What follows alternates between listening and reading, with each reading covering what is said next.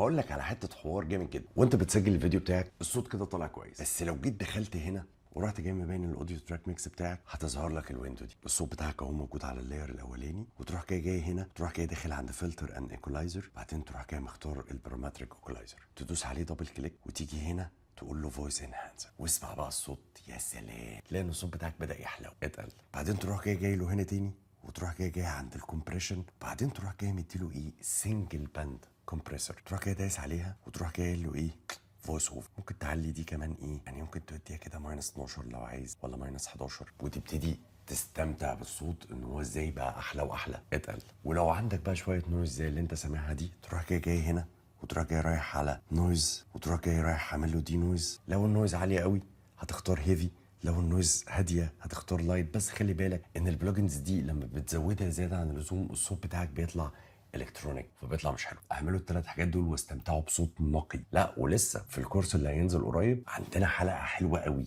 بنتكلم فيها عن هندسه الصوت واسرار كتير قوي بنعملها في الاعلانات.